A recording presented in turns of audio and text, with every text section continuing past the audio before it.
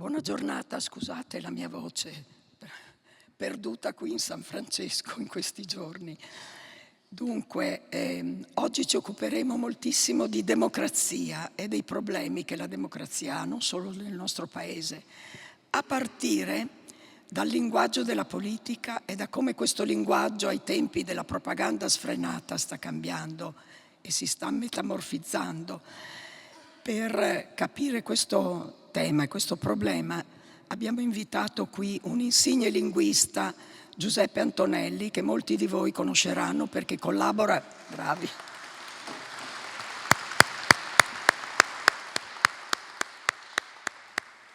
perché collabora oltre a insegnare all'Università di Pavia, storia della lingua italiana, collabora con Radio 3 e Rai Radio 3 e con Rai 3. E abbiamo qui anche una studiosa di retorica, e Flavia Truppia, non spaventatevi per questa parola, perché Flavia Truppia studia i meccanismi che stanno dietro la comunicazione dei nostri politici e in generale. Il suo ultimo libro, che vi consiglio caldamente di leggere, è Viva la retorica sempre, il superpotere della parola, è del 24 per PM. E a stimolare il confronto tra questi due ospiti sarà Massimiliano Panarari, che è un sociologo della comunicazione non a caso ed è membro del comitato scientifico di Vicino Lontano, oltre a insegnare in alcune università. Risparmio la voce e lascio la parola a Massimiliano. Grazie mille, grazie per essere qui.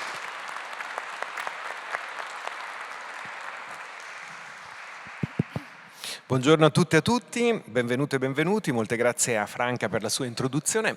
Io chiederei ai nostri due ospiti un primo tweet, diciamo così, perché si è evocata la parola retorica, poi entreremo all'interno dei meccanismi e soprattutto cercheremo di affrontare quello che sta succedendo nella campagna elettorale e nel discorso pubblico odierno. Però per sminare le paure, come diceva Franca, rispetto alla retorica, cominciando da Flavia Truppia, vi ricordo il libro Viva la retorica sempre, il superpotere della parola, pubblicato da PM, le chiederei di dirci appunto in cosa consiste la retorica e qual è la sua utilità contemporanea per decostruire e per costruire.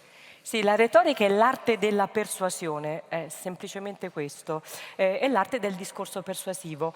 Noi possiamo dire che è terribile quando abbiamo delle pessime intenzioni e attraverso una buona retorica, una buona capacità di oratoria riusciamo a piazzare queste cattive intenzioni, quindi cattive intenzioni portate e raccontate bene, ma è altrettanto terribile quando abbiamo invece delle ottime intenzioni e le distruggiamo perché non siamo in grado di raccontarle bene. Quindi c'è una retorica buona, possiamo dire, una retorica cattiva, come il colesterolo buono e il colesterolo cattivo.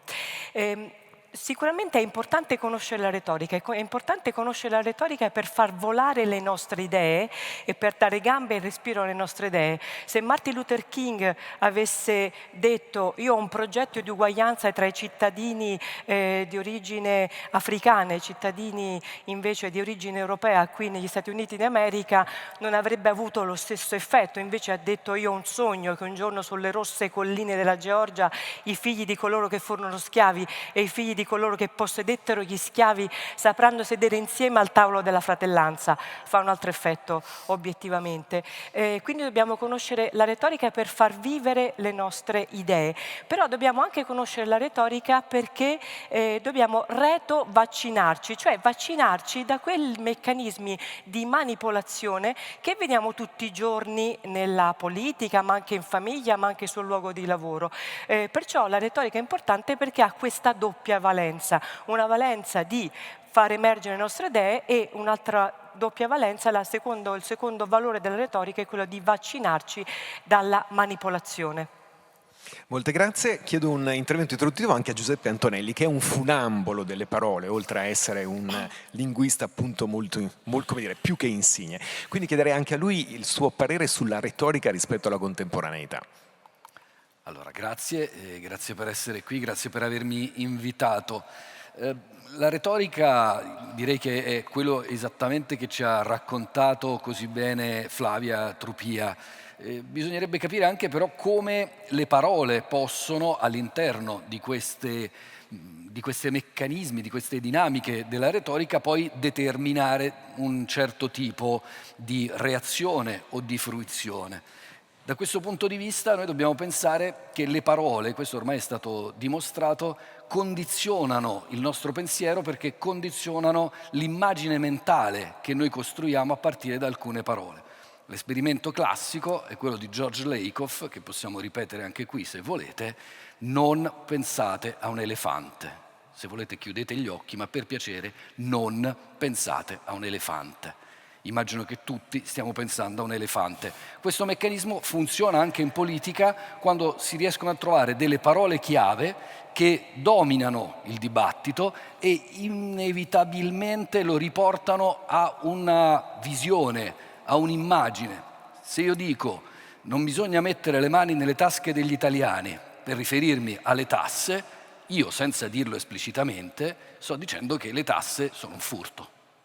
Ma se poi anche l'altra parte politica dice anche noi non metteremo le mani nelle tasche degli italiani, vuol dire che quel modo di raccontare le cose, che non è un modo neutro, non è un modo descrittivo, ma risponde a un'interpretazione, è diventato di dominio pubblico.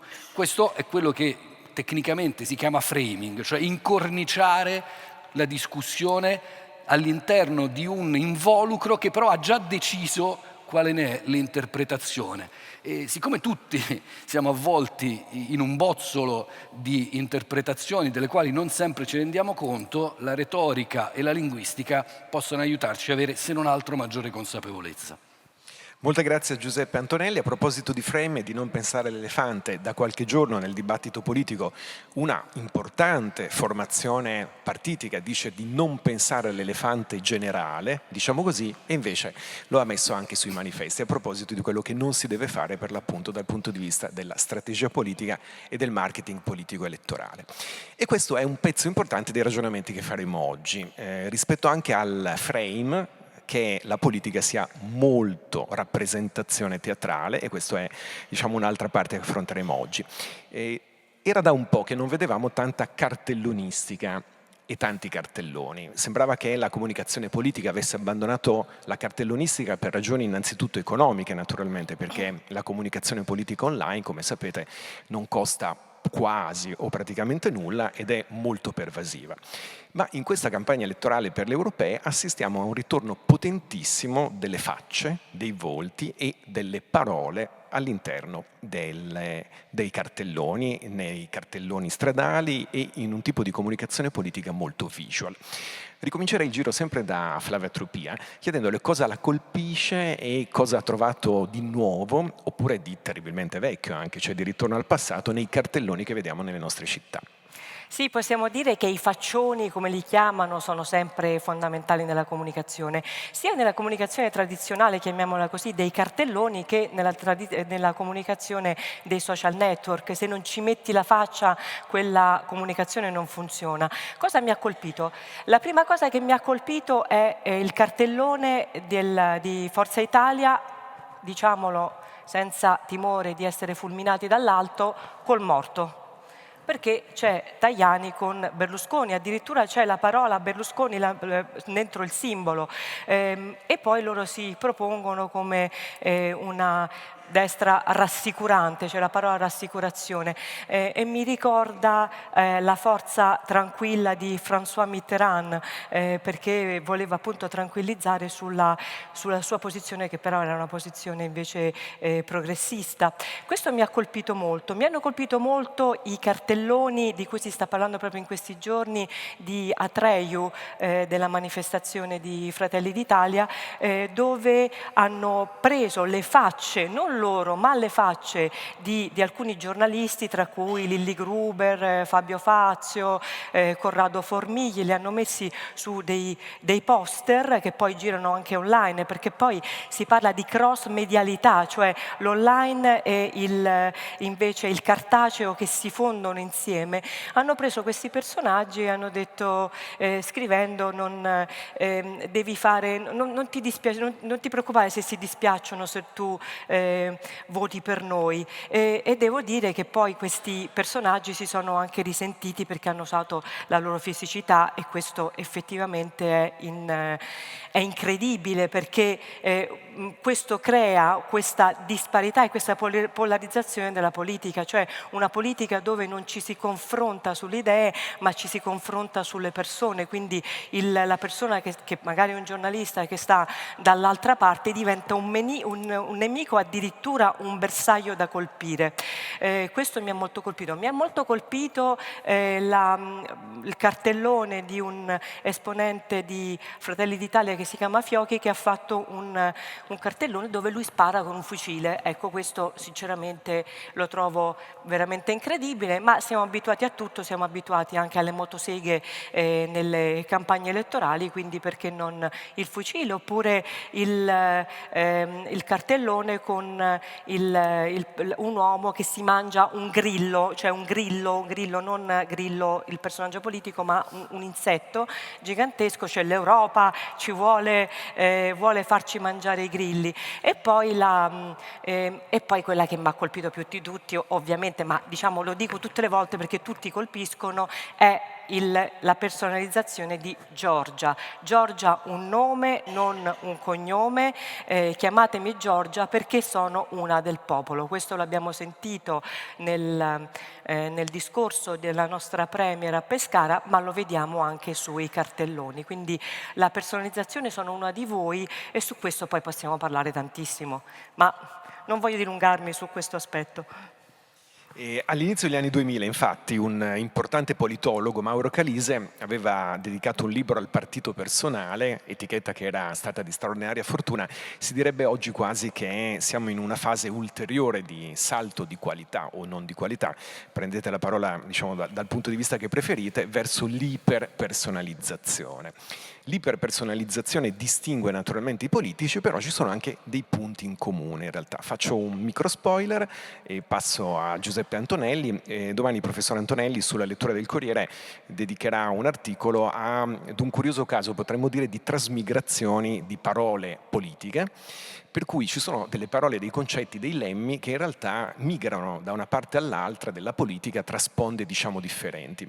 Le volevo chiedere di raccontarci un po' di queste cose e naturalmente anche di dirci cosa la colpisce nei cartelloni, nei visual che vediamo appunto nelle nostre città in queste settimane.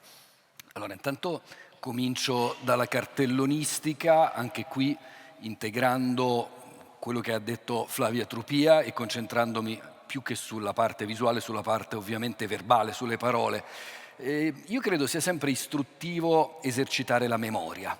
Viviamo in un tempo che è stato definito afflitto dal presentismo, e la politica, il dibattito pubblico è tutto in un qui e ora infinito, assoluto, per cui ci si dimentica come eravamo o cosa dicevano i politici soltanto qualche anno fa. E per una persona che fa il mio mestiere, la memoria vuol dire filologia, vuol dire documentazione, vuol dire andare a cercare le fonti.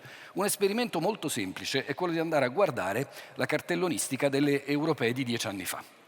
E così alcune cose emergono con una chiarezza, direi, quasi cristallina. Per esempio, i cartelloni della Lega dicevano ancora no euro. Adesso dicono, più o meno vado a memoria, più Italia, meno Europa. Più Italia, meno Europa, con questo schema che viene dalla pubblicità commerciale, abbiamo tutti presente, no? Più latte, meno cacao in certe barrette che abbiamo dato ai nostri figli e alle nostre figlie quando erano un po' più giovani. Più Italia, meno Europa era lo slogan, grosso modo, invece di Forza Italia 10 anni fa. Adesso Forza Italia, come ricordava Flavia Trupia, riesuma di fatto, è uguale, uno slogan che Mitterrand aveva usato per vincere la campagna presidenziale in Francia nel 1981, badate bene, in maniera speculare, cioè Mitterrand lo faceva per assicurare sono socialista ma non sono un estremista di sinistra, qui invece per dire siamo del centrodestra ma siamo la parte moderata del centrodestra. In tutto questo lo slogan di Fratelli d'Italia è adesso con Giorgia l'Italia cambia l'Europa, sono quasi sicuro che sia così. È interessante perché uno slogan quasi uguale invece era quello del PD, perché 10 anni fa c'era il PD al governo, c'era Renzi, e Renzi diceva stiamo cambiando l'Italia, cambieremo l'Europa, quindi verbo chiave cambiare. Però se andiamo a guardare i manifesti di Fratelli d'Italia di 10 anni fa, tra le altre cose c'era scritto in fondo, bello evidente, però Giorgia Meloni può essere votata in tutte le circoscrizioni d'Italia. Quindi siamo passati da Giorgia Meloni a Giorgia. Questo è interessante per molti aspetti, ma è anche leggermente curioso, perché oggi leggevo il Corriere della Sera, c'era scritto che Giorgia ha la conduzione di X Factor. Perché diciamo, era già occupata la casella del soprannome, Giorgia. Però io credo che questo sia molto significativo, che il soprannome di una cantante, cioè un nome d'arte, diventi un nome di battaglia politico, è probabilmente qualcosa che ci porta verso la spettacolarizzazione ulteriore. D'altronde non ci dimentichiamo che se vogliamo parlare della politica come teatro, sempre per guardare indietro, per avere sempre un occhio allo specchietto retrovisore, teatrino della politica è la formula con cui Berlusconi, nel momento in cui scende in campo, altro meraviglioso slogan che diventa una visione, un frame, no? Una pellicola che tiene insieme tutta una visione, è il modo in cui lui vuole squalificare i politici di professione, i mestieranti della politica, per usare le sue parole. Però è buffo che quel teatrino, nel senso quel modo di fare politica a spettacolo che è inevitabile nella società di oggi, si sia via via modificato a seconda dei mezzi di comunicazione. Qui parliamo di metamorfosi, alcuni sociologi hanno usato ormai 30 anni fa l'etichetta di mediamorfosi, che trovo molto affascinante come gioco di parole. E allora pensiamo che prima c'era, se vogliamo metterla così, un teatro della politica in costume d'epoca, no? La lingua parruccona che era il politichese.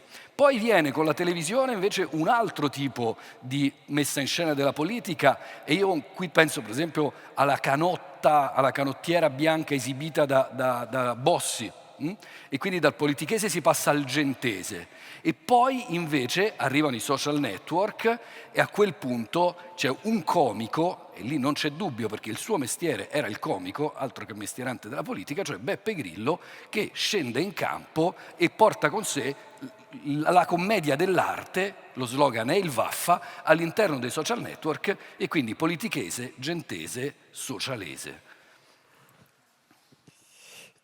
Giuseppe Antonelli ci ha rappresentato in maniera perfetta ed efficacissima una trasformazione che sempre su un piano sociologico potremmo anche leggere come il passaggio dalla rappresentanza alla rappresentazione e all'autorappresentazione, in cui la logica mediale, ovvero la logica dei media, determina in maniera molto forte il campo, il perimetro e il framing all'interno del quale si declinano le parole della politica, gli slogan e la comunicazione.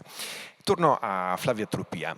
La Force Tranquille, questo celeberrimo, straordinario slogan inventato da un grandissimo pubblicitario francese che si chiama Jacques Séguéla e che, per inciso, ha presentato Carla Bruni a Nicolas Sarkozy in una delle sue famosissime feste per il jet set parigino, è uno slogan che migra, che si trasforma e che oggi diventa davvero in tutto e per tutto un esempio di politica pop. Quella politica pop che si incrocia con la pipolizzazione e in cui per l'appunto anche diciamo, le star del cinema vanno con i politici, si trovano nelle stesse feste con i calciatori, in un quadro in cui la politica è uno degli aspetti generali della comunicazione. Ecco, vorrei che ci raccontasse quali cambiamenti ha determinato la politica pop, come si colloca rispetto alla comunicazione che incrocia per esempio con la comunicazione aziendale in un quadro in cui la politica è teatro, ma in realtà tutto quanto è teatro, diceva Giuseppe Antonelli, teatrino della politica, e direbbe oggi Filippo Ceccarelli, teatrone della politica.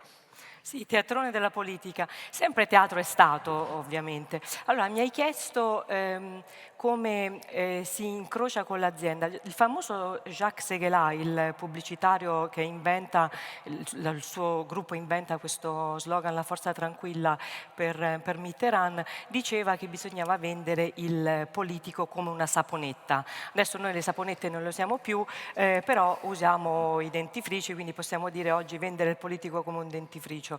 Per vendere il politico come un dentifricio o come una saponetta dobbiamo farlo vedere. C'è quella cosa che viene chiamata l'euristica della disponibilità. Se quella cosa la vedi sempre, ti sembra giusta e ti sembra vera. In più questo politico deve essere sempre disponibile ovunque, apri internet e lo trovi. Pensiamo anche che noi, immagino tutti voi, tutti noi, la prima cosa che facciamo appena apriamo gli occhi la mattina è prendere lo smartphone e nello smartphone ci investono questi personaggi che sono personaggi dello spettacolo ma anche personaggi della politica, sempre mescolati l'uno con l'altro, e ci vuole questa disponibilità delle persone, cioè devo vederli tutti i giorni, così si vende un prodotto. In più un prodotto si vende se il suo messaggio è semplice e qui si crea un cortocircuito molto interessante. Quel messaggio diventa vero non perché sia vero ma perché è semplice. E questo è un passaggio fondamentale da capire se vogliamo conoscere il meccanismo della politica mediatica e soprattutto quello dei social network. Ora la domanda che molti di noi, tutti noi ci facciamo, era meglio prima o è meglio adesso? Cioè in passato c'erano questi meccanismi oppure non c'erano, adesso stiamo peggiorando perché il rischio è di diventare sempre un po' malinconici e dire era meglio il passato. In realtà ci sono sempre stati questi meccanismi, si sono negli anni '80 con il mondo della pubblicità così massiccia del largo consumo si sono esasperati, la politica ha preso in prestito i meccanismi della Coca-Cola, questo è successo anche grazie o per colpa, questo decidetelo voi, di Jacques Seguela e dei vari pubblicitari. Io vengo proprio dal mondo della pubblicità, quindi questi meccanismi li conosco perché li ho vissuti sulla mia pelle, ho venduto pannolini, ho venduto olio di oliva, ho venduto acqua minerale dicendo che faceva dimagrire, l'acqua fa dimagrire, quella più di un'altra, ho fatto questo lo confesso, però cosa è cambiato oggi? La cosa che è cambiata fondamentalmente è che oggi noi abbiamo i social network che sono un'enorme bocca da sfamare dove tutti i giorni quel personaggio politico o quel brand, quel marchio commerciale devono inserire, pubblicare qualcosa, devono dare da mangiare a questa bocca, perciò tutti i giorni bisogna pubblicare qualcosa, ma addirittura più volte al giorno e i contenuti devono essere rapidi e per essere rapidi devono essere semplificati. E ora qui passiamo al fenomeno Elish Line, che è un fenomeno molto interessante, tra l'altro anche con buoni risultati dal punto di vista dei sondaggi. Elish Line ancora si ostina, forse farà bene, ce lo dirà la storia, a proporre su Instagram contenuti di 20 minuti, ma 20 minuti 20, non 20 minuti per dire, 20 minuti 20, quando invece Giuseppe Conte, che è bravissimo sui social network perché viene, come dicevi tu, da quella tradizione, o Fratelli d'Italia, bravissimo, si attestano su contenuti di massimo un minuto, i famosi reel, 90 secondi massimo, con musiche epocali sotto. Noi vediamo video, reel di Giorgia Meloni con le musiche tipo Apocalypse Now, lei che arriva, tan tan tan tan tan tan tan tan, arriva lei, Giuseppe Conte con la velocizzazione dei contenuti, quindi grandissimo artificio, musica motivazionale, stile aziendale che io conosco molto bene perché vengo da quel mondo, e invece vediamo questo stile più tradizionale, chiamiamolo così, di Elish Line, malgrado sia quella più giovane. La domanda è, vincerà lei? Forse vogliamo tornare a questo? Non lo so. Questo è un vasto programma e una vasta domanda, ma la lasciamo naturalmente all'interpretazione delle persone che ci stanno ascoltando. Abraham Lincoln sfidava i suoi competitor in quei tempi lontani con maratone oratorie di 7 ore e il pubblico lo ascoltava per quella infinita quantità di tempo, mangiando, naturalmente banchettando in un clima che era profondamente diverso. Poi, arrivati nel Novecento, all'indomani della Seconda Guerra Mondiale, Adlai Stevenson, il candidato democratico, mandava in televisione degli spot, non è la parola più giusta, di 1 ora contro quelli di Eisenhower che duravano per l'appunto 2 minuti e 20, 2 minuti e 30 e naturalmente sappiamo non solo per questo ma in parte anche per questo chi vinse poi per 2 mandati, appunto un altro generale molto noto che aveva appunto combattuto in maniera rilevante e seria in Europa nel corso della Seconda Guerra Mondiale. Questi social media che Flavia Tropia ci ha appena descritto richiamano la disintermediazione, che è una disintermediazione che ha a che fare con l'euristica della disponibilità anche dal punto di vista linguistico. E chiamo nuovamente in causa il professor Antonelli. Dal gentese ai social media, la disintermediazione linguistica, quali altri passi ha compiuto? In avanti o del gambero magari? Allora, partiamo da una definizione che forse rimane mimetizzata ma che fa tutt'uno con l'idea della politica spettacolo o del teatro della politica, che è personaggio politico. Si dice, l'ha detto adesso Flavia, ma lo diciamo quasi senza accorgercene. E invece è interessante perché ormai questa definizione è perfettamente inserita nel nuovo quadro mediatico, per cui il personaggio ci mette la faccia, tanto per cominciare, e pensiamo non solo alle facce che sono nei manifesti o che sono in internet o che sono dappertutto, ma proprio all'espressione. Metterci la faccia è curioso perché è un'espressione piuttosto recente. Perdere la faccia, per darvi l'idea, è già attestata in testi del 200, d'accordo? È medievale, sta lì da sempre, con il significato, quello metaforico, di fare una figuraccia. Metterci la faccia, invece, tornando indietro, solito discorso della filologia e delle fonti, adesso grazie a Google Libri abbiamo un'enorme mole di testi nella quale possiamo andare a indagare in tempi rapidi o ragionevoli, sembra non apparire prima degli anni '80 del Novecento. E tra l'altro forse non è del tutto casuale che viene utilizzato in una storia d'Italia, in un volume della storia d'Italia Einaudi, per la prima volta a proposito di Craxi, quindi un personaggio politico che personalizza la politica anche all'interno del proprio partito. E questa è la prima cosa, metterci la faccia. Ogni tanto credo che noi elettori e noi elettrici, perché qui insomma siamo tutti insieme, per fortuna c'è il suffragio universale, vorremmo che i politici ci mettessero anche la testa, oltre che la faccia, non sarebbe male. E poi questo si lega a che cosa? A degli slogan che però a tutti gli effetti si ricollegano anche al meccanismo della pubblicità. Lo slogan, questo è stato detto qualche anno fa da Gian Santo, un sociologo della politica, è di fatto diventato un logo, un marchio.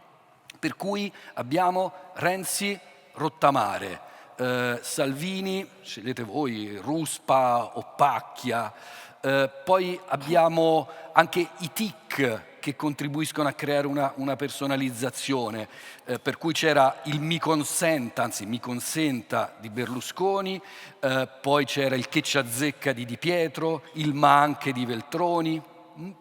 Questo meccanismo, aiutato peraltro da tutto il sistema mediatico spettacolare, perché le imitazioni servono a fissare questo tipo di profilo personaggio e questo, pensiamo a Crozza addirittura istituzionalizza alcuni tic e quindi contribuisce a un profilo del personaggio politico che paradossalmente, invece di nuocere al personaggio politico che viene preso in giro, finisce col enfatizzare, col saldare la faccia, le parole e a questo punto anche il modo in cui queste parole poi diventano oggetto della propaganda politica. Ritornando alla domanda che aveva fatto prima Massimiliano Panarari, è curioso perché a volte questi loghi possono essere, questi loghi verbali, condivisi o passare da una parte all'altra. In un libro molto recente di Michele Cortelazzo, che è uno storico della lingua italiana, si intitola Le parole della neopolitica, mi pare, comunque è uscito da poco per l'edizione di Treccani, si mette in evidenza che per esempio il primo a parlare di Ruspa era stato Renzi e poi dopo questa è diventata una parola d'ordine di Salvini. Prima gli italiani, che riprende ovviamente America First di Trump, viene continuamente rimbalzato tra Salvini e Meloni. alcuni slogan poi rischiano di venire da lontano. Il caso più celebre è quello dei pieni poteri che a un certo punto Salvini aveva invocato, aveva chiesto, poi la cosa come sapete è finita con l'uscita dal governo, ma di fatto non si è rivelata una mossa vincente. È interessante perché Cortellazzo dice l'espressione era sbagliata, lui non doveva chiedere pieni poteri, ma un potere pieno per fare quello che doveva fare, cioè un mandato pieno. E anche qui mi veniva in mente la differenza tra, non so se vi ricordate, un grande pennello e un pennello grande, no? Tanto per rimanere al mondo della pubblicità. Il guaio è che quel pieni poteri aveva alle spalle una storia molto chiara e molte persone ce l'avevano presente, cioè era un'espressione utilizzata da Mussolini nel suo primo discorso da Presidente del Consiglio, che è lo stesso discorso in cui lui dice potevo fare di quest'aula un bivacco di manipoli. Ora, probabilmente è stato un cortocircuito, è stato un lapsus, però la memoria a breve termine e quella a lungo termine devono sempre servirci a interpretare la realtà per evitare di essere schiacciati da questa bolla che vuole sempre convincerci di qualcosa. Appunto, convincerci come fa la pubblicità, che continua a essere evocata con le sue parole all'interno di questi ragionamenti che stanno facendo i nostri relatori. Pubblicità, marketing commerciale, marketing elettorale, c'è un'evoluzione, una trasformazione che porta dallo slogan allo storytelling, ultimamente a quella che possiamo chiamare la pubblicità sensoriale ed esperienziale. E chiamo in causa Flavia Trupia per l'appunto chiedendole in che modo questi pattern, questi modelli si applicano alla politica, quali trasmigrazioni, per l'appunto quali simbiosi ci sono. Una simbiosi fondamentale è quella di, come diceva Giuseppe Antonelli, di creare quel personaggio con tutti i suoi tic. Nella comunicazione, quello che impari subito il giorno 1, il primo giorno in cui entri in una società di comunicazione, un'agenzia di comunicazione, è quello che si comunicano le cose chiare. Che animale sei, si dice? Sei un cavallo, sei una zebra, sei un... Questo ricorda un po' Che belva sei. Che belva sei, esatto, che belva sei. Giustamente, infatti, anche quello è uno slogan, cioè un programma televisivo si caratterizza per una frase che dice, che non è una frase particolarmente intelligente, il programma è molto bello, però la frase che belva sei, ma che cosa vuol dire? Niente. Serve semplicemente per creare quella ritualità, come quando andiamo in chiesa e sentiamo ora pro nobis. Questo ci serve perché abbiamo quella ritualità, ci serve quel ritornello.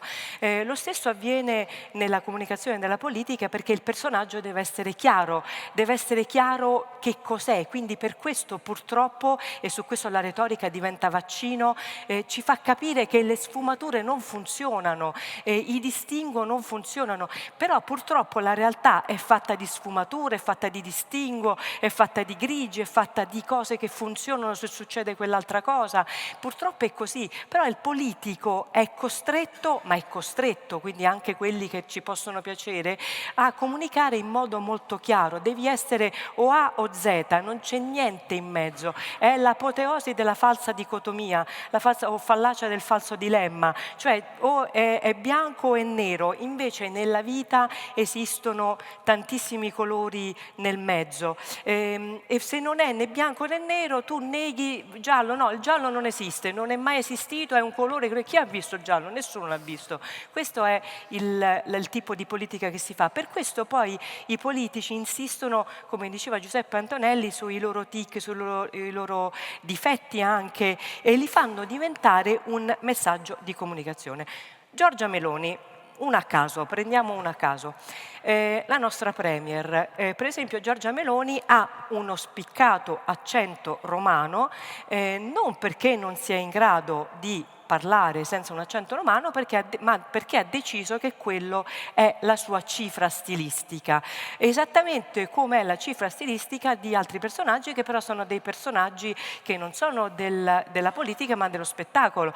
Pensiamo a Geppi Cucciari, che è simpaticissima, che non vuole perdere, anzi va fiera del suo accento sardo. Pensiamo a 4 ristoranti, Alessandro Borghese, mi piace, 10, questo è il il suo slogan. Così Giorgia Meloni ha il suo accento romano per far vedere che è una donna del popolo. E lei lo dice a Pescara 2 settimane fa: io sono una donna del popolo, io sono una di voi, e per questo chiamatemi Giorgia, con questo accento tipicamente romano. Questa è quella che viene chiamata, e qui ci aiuta la retorica per dare un'etichetta al fenomeno, così poi noi ce lo ricordiamo, viene chiamato l'autenticismo, il fatto di mostrarsi autentici in modo ostentato, ma non di essere autentici. Mi mostro così, così vengo apprezzata e vengo amato dal pubblico. Quindi, tornando alla domanda iniziale, quello che ci insegna la pubblicità è a creare dei prodotti precisi.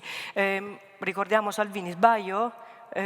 Oppure l'elenco, le liste di Salvini. C'è una ritualità nella loro comunicazione, nella comunicazione di questi personaggi, che ci aiuta tantissimo a catalogarli. O l'abbigliamento, Elish Line, scarpe da ginnastica e camicetta colorata, armocromia, lasciamo perdere questa cosa qua, questa gaff, oppure Giuseppe Conte, il fazzolettino, quello stile da avvocato del sud, molto, molto elegante, Salvini, le magliette, le felpe. Ci sono dei personaggi che veramente costruiscono dei personaggi della commedia dell'arte, come Brighella, come Pulcinella. Ora, adesso sto esagerando ovviamente, però sono dei personaggi molto precisi. Nessuno penserebbe di confondere Pulcinella con Brighella. A proposito appunto di teatro della politica, visto che siamo in tempi di par condicio, per fare un altro esempio di autenticismo della politica possiamo citare il Pierluigi Bersani dello Smacchiare un giaguaro, con un accento molto molto marcatamente emiliano, troppo emiliano. Io vengo da quelle regioni e diciamo è così forte perché è volutamente costruito in quel modo, che peraltro diciamo in maniera acuta, l'uomo è acuto, parlò di un elefante nella stanza che non era stato visto. E qui vengo a Giuseppe Antonelli. All'interno di Palombella Rossa Nanni Moretti dice: chi parla male pensa male. C'è un linguaggio della ZTL che non corrisponde al linguaggio generale. Quali sono i problemi linguistici che hanno a che fare con quelli elettorali, naturalmente anche, ovvero con quelli comunicativi del fronte che possiamo chiamare progressista, della sinistra, del centro-sinistra? ZTL intesa quindi come zona a traffico limitato. Il fighettismo. Allora, il discorso qui è abbastanza complesso perché va legato a un meccanismo che è la percezione collettiva rispetto alla lingua, alla grammatica, alla cura che si dedica all'espressione linguistica. Cerco di spiegarmi meglio. C'è stato un tempo in cui una persona che faceva politica, anzi quasi sempre un politico perché erano quasi tutti maschi nella Prima Repubblica, era tenuto ad utilizzare un linguaggio piuttosto forbito o comunque controllato, sicuramente non spontaneo, sicuramente non autentico o autenticista. Pensiamo anche al grigiore degli abiti, per chi è un po' più grande d'età se li ricorda, no? Era difficile distinguere un democristiano da un comunista o Andreotti da Fanfani per come erano vestiti. Avevano tutto sommato la grisaglia, gli occhiali, era un modo di essere politici in una maniera completamente diversa, se volete più vicina all'idea di un funzionario. Ma tornando alla lingua, c'era quello che possiamo definire il paradigma della superiorità. In altre parole, ti voto perché parli meglio di me e quindi immagino che questo significhi che tu hai una competenza maggiore della mia, che ne sai di più, che hai studiato di più, che hai una visione più ampia e quindi mi fido, il voto è una delega e delego a quella persona perché l'ho sentita parlare in quella maniera e perché mi ha dato l'idea di essere una persona colta, do la mia fiducia a quella persona per questo. La rivoluzione, ancora una volta davvero un rovesciamento, una rivoluzione copernicana, è arrivata ancora una volta con Berlusconi, con la politica marketing, con la discesa in campo nel 1994 e dal paradigma della superiorità, votami perché parlo meglio di te, perché sono più colto di te, si è passati al paradigma invece del rispecchiamento. Votami perché sono come te. Se ci pensiamo oggi è leggermente paradossale che questo sia avvenuto come meccanismo da una delle persone più ricche del mondo, già all'epoca era una delle persone più ricche del mondo, ma lo stesso meccanismo ha funzionato con Trump negli Stati Uniti. Per cui l'idea è, appunto, nello stesso periodo in cui parlava di teatrino della politica, diceva farla finita con una politica di chiacchiere inconcludenti. Tutto quello che era il modo di parlare di politica viene a un certo punto reso inutilizzabile di colpo, prima da Tangentopoli e poi dalla discesa in campo di Berlusconi. A quel punto bisogna essere, o dare l'idea di essere, uguali alla persona della strada. In questo senso la canottiera di Bossi, in questo senso il gentese. Tra l'altro il meccanismo del rispecchiamento è un classico meccanismo anche delle persone che fanno i venditori, perché io cerco di somigliare all'altra persona per una ragione molto semplice, guardate, ed elementare, che siamo tutti narcisisti e ci piacciono le persone che somigliano a noi. E quindi, un po' meglio di noi però, più ricche. Sì, però insomma il meccanismo è proprio quello di sono uguale a te, votami per questo. Dopodiché possiamo discutere sul fatto che questo rispecchiamento si sia distorto in una specie di specchio deformante, per cui addirittura se il marchio, il logo, il personaggio sono identificati da un vaffa, è un po' come addirittura votami perché parlo peggio di te. Cioè do sfogo alla parte di te di cui tutto sommato fino a po' di tempo fa ti saresti vergognato. Dico cose che magari tu hai pensato ma che preferivi non dire perché ti rendevi conto che non erano cose belle da dirsi. In questo arco qui il rovesciamento, diciamo, di riflesso qual è stato? Che a questo punto esprimersi in maniera forbita, corretta, complessa, ma il che non vuol dire il politichese oscuro che voleva confondere le idee in maniera fumosa, proprio utilizzare anche solo una grammatica corretta è diventato impopolare. E anche qui possiamo tornare indietro. Mi ricordo, perché ho avuto modo di rievocarlo più volte, un'intervista, era il TG La 7, agli elettori e le elettrici di Di Pietro, che era sceso in politica togliendosi la toga spettacolarmente ancora una volta, e una di queste persone diceva finalmente uno che sbaglia i congiuntivi come noi. D'accordo? Questo è il paradigma del rispecchiamento. Il New York Times diceva che lo staff di Trump inseriva deliberatamente degli errori di grammatica, di ortografia e di sintassi nei tweet di Trump in campagna elettorale presidenziale, quella vinta da Trump, perché in questo modo che cosa succedeva? Riflesso condizionato dell'altra parte, guardate Trump usa la lingua come un ignorante, e risposta già pronta, quelli sono radical chic. Perché? Perché danno più importanza alla grammatica che alla sostanza. Ecco, io credo che da questo punto di vista possiamo dire che le parole, la lingua, la grammatica siano diventati a tutti gli effetti terreno di scontro, come posso dire, campo di scontro e di battaglia della politica. C'è un uso politico della grammatica che comincia proprio nel momento in cui finisce l'idea della politica come qualcosa che è legato a un esprimersi retoricamente alto. In un libro dal titolo Wertmülleriano, Non dite a mia madre che faccio il pubblicitario, lei mi crede pianista in un bordello, il gigantesco Seghelà, che aveva anticipato tutto, diceva esattamente come ci sta dicendo il professor Giuseppe Antonelli, che noi votiamo o per qualcuno che è molto distante da noi, o per qualcuno che è terribilmente vicino a noi. E in questo caso, da Berlusconi a Trump, le due cose coincidono e hanno rappresentato appunto una sintesi mirabile ed estremamente paradossale, ma perché la condizione postmoderna è piena di paradossi. Io vorrei rivolgervi adesso una nuova domanda comune. Noi abbiamo parlato di parole, ci sono però parole anche assenti, parole che mancano, sono le parole tolte dalla censura. Vorrei chiedervi qualche riflessione al riguardo, non necessariamente anche su casi d'attualità se volete, ma più in generale se avete la sensazione che ci sia in questi tempi di profluvio, di inondazione di comunicazione anche un tema di restrizione, censura di utilizzo politico. Ricomincio con Flavia Trupia. Sì, un tempo di censura sicuramente, una censura che viene dai movimenti, ho sentito ultimamente che ce l'hanno con la parola denigrare perché non puoi usare la parola con la N, io mi ricordavo la parola con la M, la parola con la N non mi suonava e invece poi denigrare non c'entra niente la provenienza geografica, diciamo così. Quindi c'è questo problema di mettere le mutande alla lingua. Un altro tema che su cui tutti ci interroghiamo, soprattutto noi donne, è la reduplicazione linguistica e retorica dell'espressione tutte e tutti, o lo schwa o il tuttu, invece di usare il femminile. Su questo ci chiediamo se veramente sia quella la soluzione per l'uguaglianza e le pari opportunità. E su questo io sinceramente non penso di avere una risposta. E poi c'è una vera e propria censura. Il problema che ha, posso dirlo tranquillamente, mi prendo la responsabilità, questa destra con il dissenso.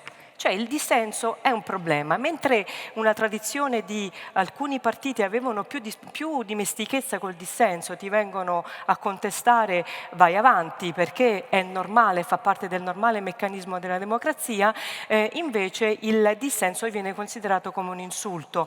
Mi hanno tolto la parola, non posso più parlare, anche associato con un altro meccanismo molto interessante della retorica che si chiama vittimismo. Il vittimismo è fondamentale nel meccanismo della retorica, perché ti appari sempre come la vittima, l'agnello sacrificale della situazione. Quindi c'è un problema di pluralismo delle voci e di capacità di gestire questo pluralismo.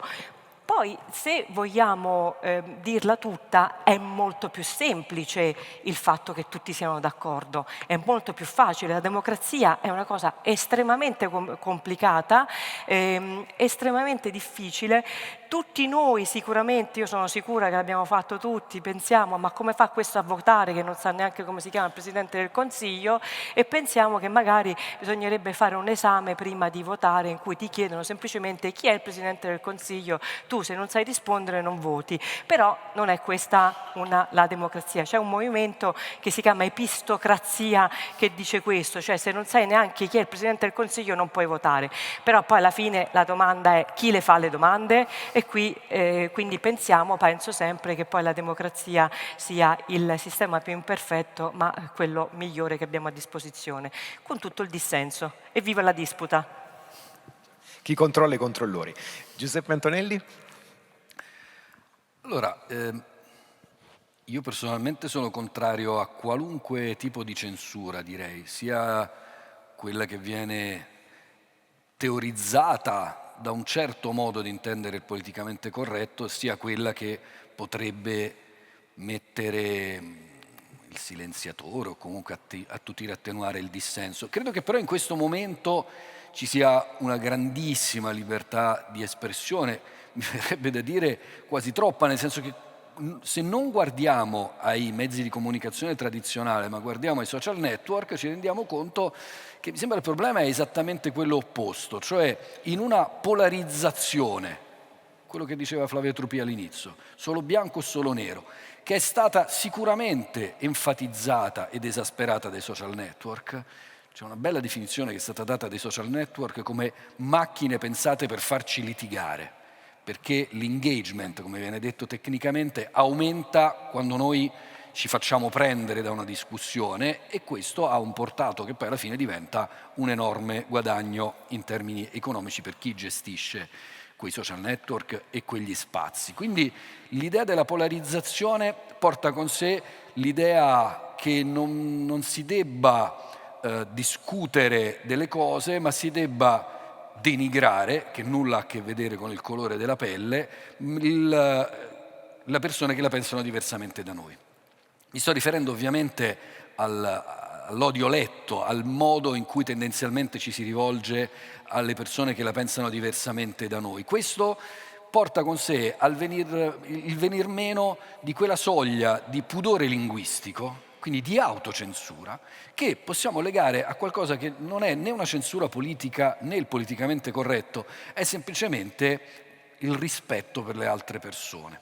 Io credo che nella sua idea di fondo il politicamente corretto non abbia nulla a che vedere né con la politica, perché nasce di fatto come mossa di attenzione verso minoranze che non per ragioni politiche ma per ragioni culturali, sociali, storiche si sono trovate a lungo a essere in una situazione di vulnerabilità particolare, e non abbia nulla a che fare con la correttezza, perché non è giusto o sbagliato esprimersi in un certo modo, rivolgersi a delle persone in un certo modo, è auspicabile. E quindi io parlerei piuttosto di civilmente rispettoso o umanamente sensibile come linguaggio. Però è chiaro che questa detabuizzazione dell'insulto a sfondo razziale, dell'insulto a sfondo sessuale, è stata di fatto aiutata non solo dai social network, ma appunto da un certo tipo di linguaggio politico che ha scelto la scorciatoia di fare propria quella maniera di esprimersi. Perché? Perché sì, io mi permetto di insistere, quando un movimento politico nasce all'insegna del vaffa, sta sostanzialmente costruendo un aggregato elettorale intorno a quell'atteggiamento di mancanza di freni inibitori, di pudore linguistico. Dunque questo sta sicuramente succedendo e forse è di questo che dobbiamo preoccuparci, e io credo che una delle soluzioni possibili sia proprio l'educazione alla retorica. In che senso? Nel senso che molto spesso questa violenza verbale non nasce solo dalla contrapposizione tra fazioni, che può essere anche aizzata dall'alto, ma nasce molto spesso dalla frustrazione di non saper argomentare le proprie idee, di non saper cercare di convincere le altre persone che le proprie idee sono giuste per alcuni motivi. Questo e quest'altro, causa, effetto, tutte le tecniche che appunto Flavia Trupia insegna e racconta anche nel suo libro. Di essere incapaci, e questo nasce anche, ma il discorso sarebbe molto lungo, dall'analfabetismo funzionale. In Italia 1/3 della popolazione non è di fatto in grado di capire fino in fondo cosa dice un breve articolo di giornale, statistiche OCSE.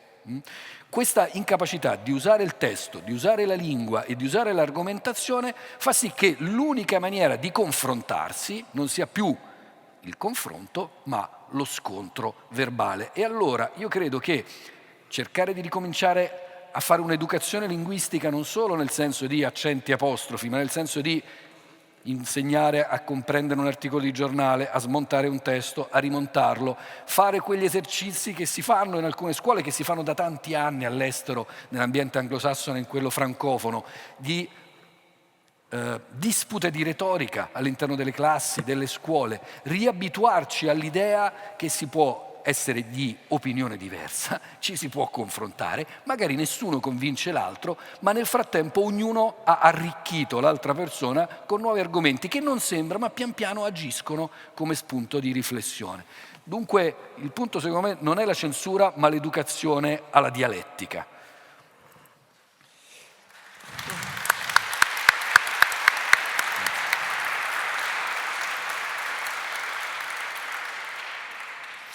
Volevo arrivare alla fine della nostra conversazione prima di dare la parola alle persone qui presenti, appunto con la pars construens, e Giuseppe Antonelli ce l'ha raccontata molto bene.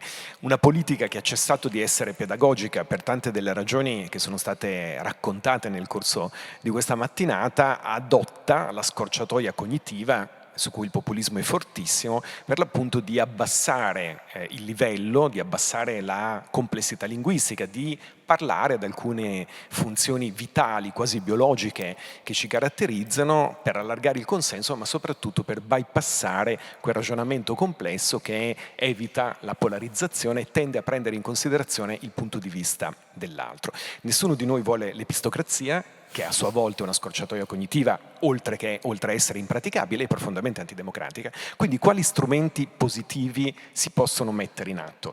Giuseppe Antonelli ce ne ha raccontati alcuni, ne chiedo altri a Flavia Trupia, che peraltro, diciamo, nella sua esperienza professionale quotidiana li utilizza.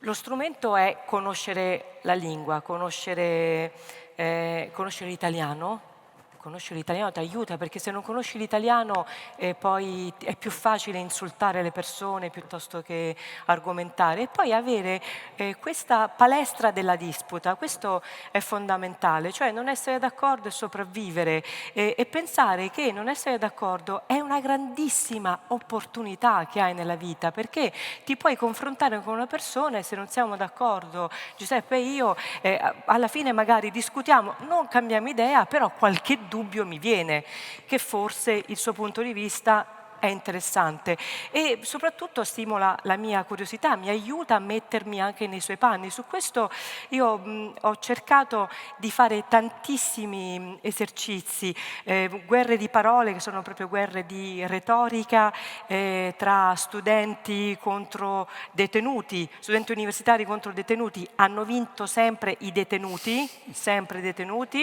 perché sono dei maestri della manipolazione. Dottore, io tra una settimana esco, non mi ci ritrovo la prossima volta. Ma ancora stai qui? L'avvocato, perché io sono innocente, tutti innocenti. Grandissimi manipolatori, grandissimi retori.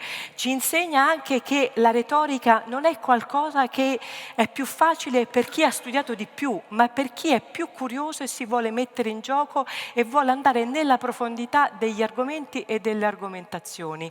Guerra di parole. Avvocati contro liceali, avvocati penalisti contro liceali. Una volta hanno vinto i liceali, 15 anni, 16 anni che ti scontri con un avvocato penalista. Molto bravi gli avvocati penalisti, e su questo bisogna dirlo, a mettersi in gioco e a farsi massacrare dai liceali, che non è da tutti. Pensiamo noi, se ci massacrano i liceali ci mettiamo sotto il tappeto, invece loro sono sopravvissuti dopo una riunione tra loro di autocoscienza, devo dire, e poi l'hanno elaborata. Però l'ultima volta poi hanno vinto invece i liceali, però gli avvocati. Ho visto ragazzini confrontarsi con gli avvocati penalisti. Ecco, su questo io devo lanciare un appello qui in questo giorno a Udine. Facciamo tornare la retorica nelle scuole e nelle università e nei centri di formazione italiani. È una cosa che possiamo dire, un'arte, una tecnica che abbiamo inventato noi in Sicilia, non era ancora l'Italia, ma in Sicilia nel V secolo a.C. è uno dei paesi in cui non si fa retorica a scuola, che è una grandissima palestra per comprendere le cose, perché la retorica aiuta a comprendere, la retorica aiuta a pensare e la retorica aiuta a decidere. Perciò viva la retorica sempre e facciamola tornare nelle nostre scuole e nelle nostre università.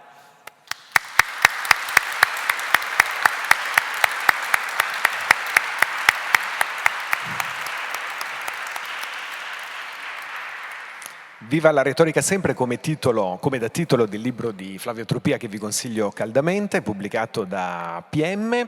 E devo dire che questa cosa del penalista battuto dal liceale mi fa sempre venire un brivido dietro la schiena e magari mi suggerisce un'idea per la quale qualcuno sta pensando di riformare la giustizia, perché se si fa difendere da certi penalisti, come dire, è meglio troncare il problema alla radice. Li devo difendere perché sono stati bravissimi i penalisti, però non è facile, i ragazzini sono terrificanti. Perché sono stati ammaestrati da Flavia, questa è la verità.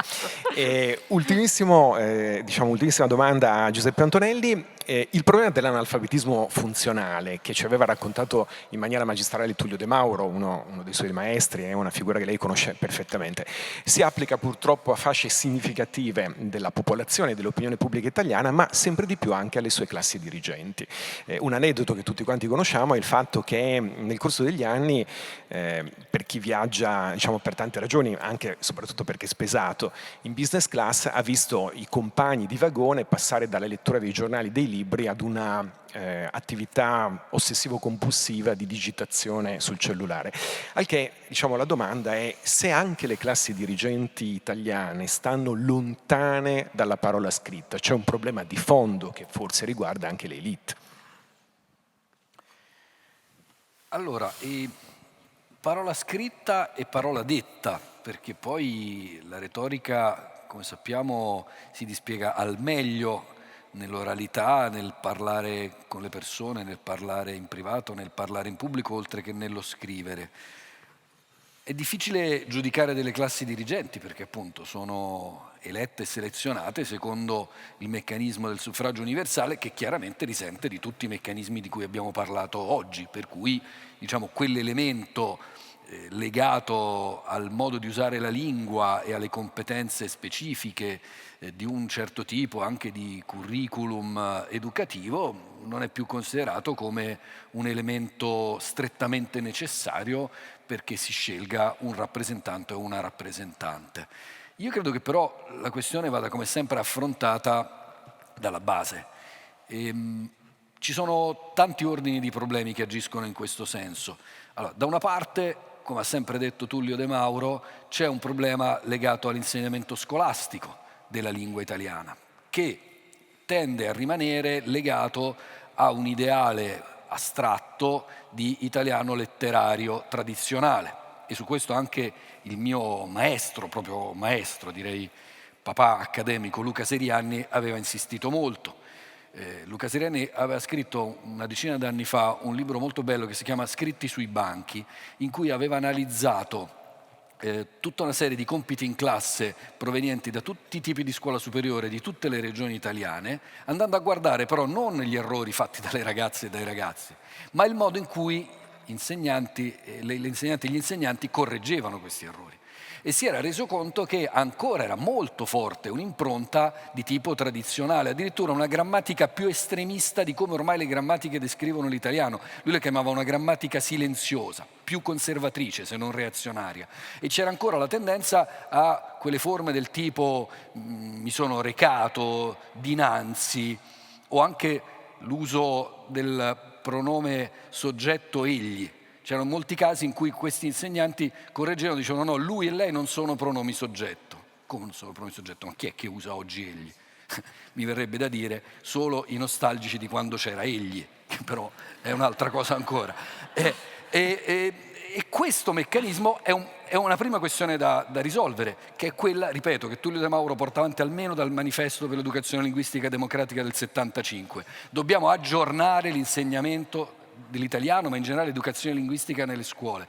Anche la demonizzazione degli strumenti digitali è chiaramente un modo per essere fuori dal mondo. È chiaro che non possiamo lasciarlo in mano al banco, figuriamoci, mia figlia ha 13 anni e mezzo, è ipnotizzata da quello schermo, però possiamo immaginare delle cose che aiutino le persone a tradurre alcuni concetti, messaggi dalla lingua dei social network a quella tradizionale, viceversa. Cioè, come dire, dobbiamo essere in grado di utilizzare tutti e due i tipi di italiano. Ormai l'altro è stato chiamato italiano scritto e-taliano, cioè l'italiano elettronico, tecnologico, è come se fosse un'altra varietà. Scrivere e digitare sono due cose diverse. Ora, questo sicuramente ha aggravato una situazione che già esisteva, che era comunque una situazione in cui le persone non è che scrivessero prima di adesso. Per darvi l'idea, nel 2000 viene fatta un'inchiesta da Poste Italiane che cominciava a capire che le persone non spedivano più lettere e cartoline, sull'italiano e la scrittura ne risultava che il 40% della popolazione italiana adulta cosa scriveva? La lista della spesa e l'elenco degli appunti sull'agenda, che non è che sono testi più complessi di un messaggio di WhatsApp, d'accordo? Perché? Perché all'epoca era la cosiddetta oralità tecnologica o secondaria, cioè si comunicava via telefono, ci si informava tramite la televisione. Ma dopo il tema di maturità o la tesi di laurea quasi nessuno davvero scriveva. Ora, la questione è che siamo tornati a scrivere, ma in un modo diverso, e quindi scrivere e digitare non sono la stessa cosa. In questa situazione qui c'è un altro elemento, è quello della percezione del prestigio. Nel momento in cui una persona che si esprime bene viene attaccata perché è radical chic e quindi la grammatica è considerata una forma di snobismo, capite da voi che il prestigio culturale scende e quindi anche lo stimolo collettivo della società a raggiungere certi livelli di comunicazione adeguati non c'è. Quindi bisogna sempre partire dall'idea che è fondamentale additare quella competenza. Badate bene, nelle indagini dell'OCSE, nelle indagini internazionali, la competenza della literacy testuale, della competenza testuale, è considerata una condizione essenziale per una cittadinanza consapevole. Cioè, in altre parole, saper usare la lingua non è una cosa da radical chic della ZTL, è una cosa che serve a capire che cosa ci succede intorno, a non abboccare alle fake news, che serve a esprimere le proprie ragioni, a farsi apprezzare a un colloquio di lavoro, a conquistare una persona che vogliamo conquistare anche in senso sentimentale perché usiamo magari i messaggini in un certo modo. La lingua è il nostro modo di stare nel mondo. Questo è qualcosa che dobbiamo ricordarci e quindi la cura della lingua è semplicemente un prenderci cura di noi stessi e delle nostre relazioni.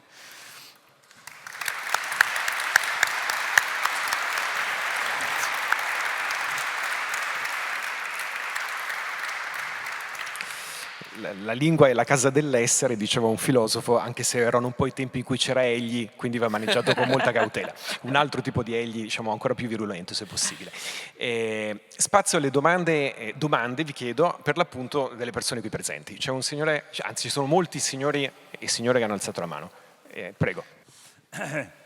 Sono Roberto De Biagio del Circolo Operaio e alzo la palla con 2 domande. Quanti hanno preso appunti oggi qui con la penna? Seconda domanda. Di chi sono i mezzi di comunicazione? 2. Siamo in un mondo capitalistico. Volete spiegarmi perché questo mondo ci porta inevitabilmente alla guerra come la nuvola porta la pioggia e come oggi il riarmo sia un paradigma che anche l'Europa, faro di civiltà, ha sposato con Scholz anche, che se 5 anni fa diceva 2% del PIL al riarmo, gli avrebbero dato una pacca sulla coppa, taci nazista. Che se non la sentiamo. Grazie. Io sono Marco e sono il presidente di un piccolo circolo di Legambiente. A conforto delle cose, dell'analisi che avete fatto, credo che il cinema abbia anticipato molte delle realtà che viviamo oggi, delle situazioni che viviamo oggi. A me è venuto in mente, per esempio, Jean-Luc Godard, Crepa padrone, tutto va bene, che credo sia un film di 50 anni fa, con Yves Montand e Jane Fonda, dove si vede un militante del Partito Comunista francese che gira con un carrello e vende in un supermercato il programma del suo partito. Qualche giorno fa il ministro Giorgetti ha fatto un orribile paragone, parlando del super bonus 110, dicendo che per lui è stato come il disastro del Vajont. Ha detto il governo ha usato esattamente queste parole. Il governo ha cercato di mettere una diga, ma la slavina era già partita. E a me è venuto subito in mente Palombella Rossa, no? Di dove Nanni Moretti, ai bordi di una piscina, schiaffeggia una giornalista e le dice: le parole sono importanti, ma come parli? Penso che certi nostri rappresentanti probabilmente avrebbero, oggi nei giorni scorsi abbiamo visto confondere contestazione con censura, no?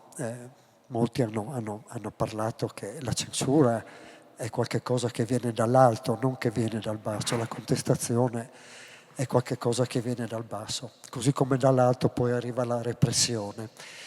E io volevo citare solo questo esempio molto che riguarda la nostra regione, perché credo che tra gli elettori, i cittadini di questa regione, pochi sanno che ci sono 2 rappresentanti nel governo attuale. Una di queste è una donna, è l'unica vice ministra all'ambiente. Si chiama Vania Gava, viene da Sacile. È una rappresentante della Lega, come gran parte dei rappresentanti della Lega, non è laureata. E io mi sono andato a leggere il suo curriculum vitae, che è quello che si trova nel sito della Camera, credo, no? E le competenze. Questa signora lavorava in una ditta che vende mobili per ufficio, e si occupava delle vendite, per cui le competenze che sono indicate: grande capacità di vendita di poltrone e mobili di ufficio. Poi ci sono i corsi, ho finito subito, i corsi che ha frequentato e diciamo che dovrebbero in qualche modo giustificare l'importante incarico che riveste. È l'unica vice ministra dell'ambiente in Italia. E io mi sono stupito di leggere al primo posto ha fatto un corso per parlare in pubblico. Ecco, in questo territorio abbiamo moltissimi problemi ambientali, dal tagliamento alle piste da sci che si fanno sotto gli 800 metri di altitudine, i cambiamenti climatici, eccetera. Ho capito perché questa ministra non è mai intervenuta su tutti questi temi. Grazie. Grazie. C'è un signore qua, in terza fila. Non mi sono ritrovato in questa teoria del rispecchiamento, perché ho sempre pensato che Berlusconi si presentasse dicendo io sono un imprenditore, ho avuto un grande successo, ho fatto cose che nessuno è riuscito a fare, quindi fidati di me perché riuscirò a cambiare la politica, che è diverso, no, dal rispecchiamento, è un'altra cosa. La riprova la ritrovo nel fatto che Forza Italia non è riuscita a sostituirlo, cioè una Giorgia lo poteva trovare o una Elli la poteva trovare, se non la trovava subito se la inventava. Però sostituire Berlusconi con un messaggio così forte è un po' difficile. Volevo sapere se, non dico che deve cambiare la sua opinione, ma insomma cosa dice a proposito. Grazie. Forse l'unica vera domanda era quest'ultima, io la ringrazio per la domanda e dopo aver fatto tutto il fervorino sul fatto che dobbiamo essere felici del disaccordo, ovviamente non posso che essere felice della sua obiezione, che peraltro in parte condivido. Io credo ci sia stata anche una sorta di progressiva evoluzione del personaggio Berlusconi, perché quello era anche il momento in cui lanciava l'idea della rivoluzione liberale. Poi sappiamo che questa cosa qui a un certo punto, molto presto, è passata in secondo piano, anche con gli esponenti di Forza Italia che rappresentavano la parte di pensiero rispetto alla rivoluzione liberale, cioè l'idea era contro lo statalismo. Pian piano però l'immagine di Berlusconi si è trasformata anche nella comunicazione. Lei pensi al presidente operaio, con il caschetto in testa, no? E da quel punto di vista invece il messaggio era esattamente quello: io sono miliardario, sono tra gli uomini più ricchi del mondo, ma sono anche un operaio per il bene dell'Italia, delle istituzioni, tutto quello che vuole lei. E questo sul piano dell'immagine. Sul piano della lingua però, del modo in cui Berlusconi ha sempre usato la lingua, anche in situazioni ufficiali, Berlusconi è stato il primo a violare, direi, la ritualità di una serie di situazioni.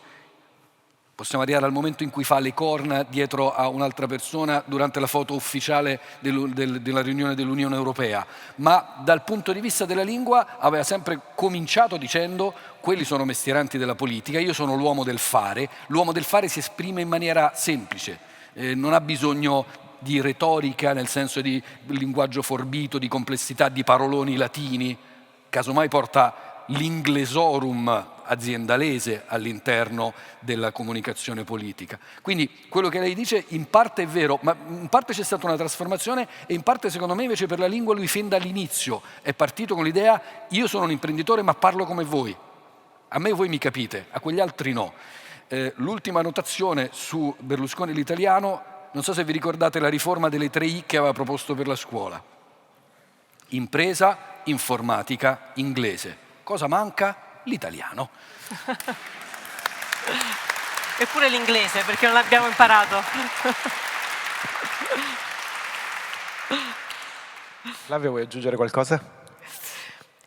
Sì, c'era un altro pubblicitario che diceva che proprio su questa cosa di Berlusconi, che è uno di noi, non è uno di noi, è molto più ricco, perché poi questa è la domanda che ci poniamo, che la pubblicità ti deve far sbavare, cioè tu devi desiderare profondamente qualcosa. Perciò il modello che noi ci mettiamo, che la pubblicità ti mette di fronte, è un modello come te, ma più figo.